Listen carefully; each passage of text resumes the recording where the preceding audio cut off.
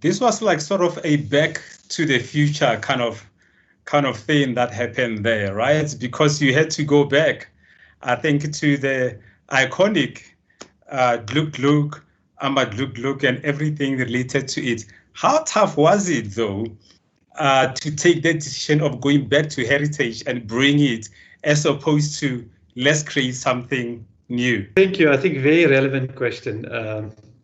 So personally, I've been with Sasol for over 20 years.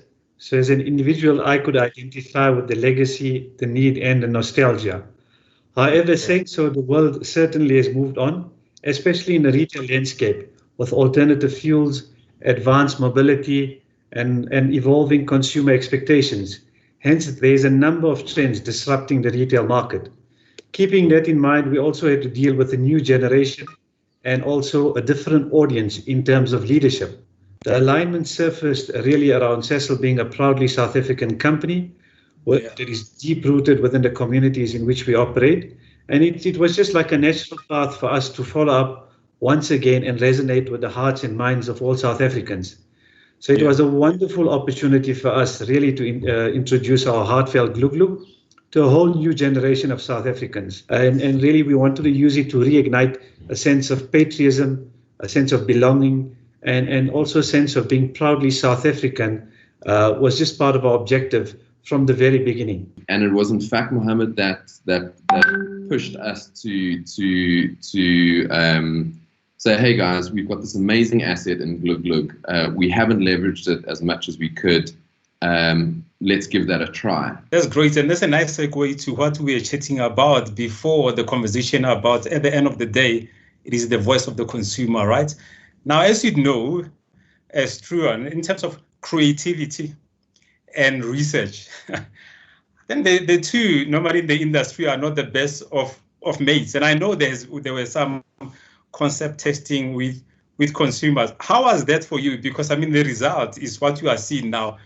But are there some key lessons that you can share in terms of how you leverage what the consumer says without the consumer being the judge and the jury, in terms of making the end product the success that you are seeing now? Yeah, absolutely. I mean, we can't take the consumer's opinion seriously enough. I mean, we have to, as we were discussing earlier, it's critical that the consumer is the people that we're focusing on. And I mean, at the end of the day, your battle to win the hearts and minds of your consumers half won if you leverage the positive brand assets that you already have and you've built over decades. And we should never take that for granted. It was nail-biting stuff. We need to embrace how the consumers feel and take that feedback on board and just use it to our advantage to make an even better piece of communication. It's interesting that the collaboration was not just between yourself and FCB, but you said the third part of that mix, bringing in the consumer voice of it, is part of the collaboration. That's probably the ingredients to a successful campaign. When you isolate or you limit yourself, and you play in your own portfolios and you're internally focused, you could miss a huge opportunity. Are there some things when you look back to say, here are some of the key things that can say you can take an old idea and make it amazing and make it relevant? Any key ideas that might cut across any category, not necessarily for Sasol? Absolutely. I think in general, brands, marketers, and especially agencies often get tired of our own work long before our audience and our consumers actually do. Because we live the brands, we breathe the brands, and it's in our faces all day long, every day.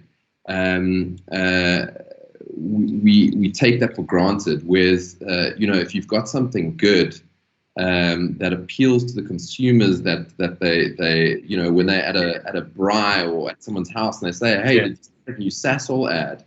If it's not broken, don't fix it. We took a decision and we were true to who we really are as Sasol. We used this privilege of glug-glug. We modernized.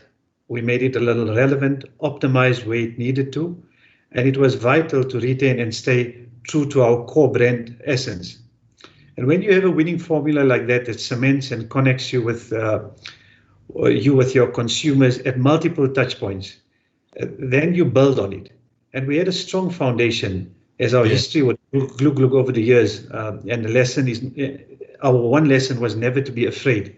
Another key thing for us was through this journey, we were original and there was an element of simplicity, which also allowed strong brand recall, And we were not, we had an integrated marketing approach. So when we looked at Sasol, and yes, we run the retail portfolio and we're part of energy, but Sasol is a much bigger brand. And we had this integrated marketing approach, which really is essential. So we linked our sponsorship of women's soccer, and that timing for us was just impeccable because Banyana just qualified for the World Cup. On that, gentlemen, congratulations to FCB and to Sasol. It's for a job well done. It is a beautiful piece of work. Thank you.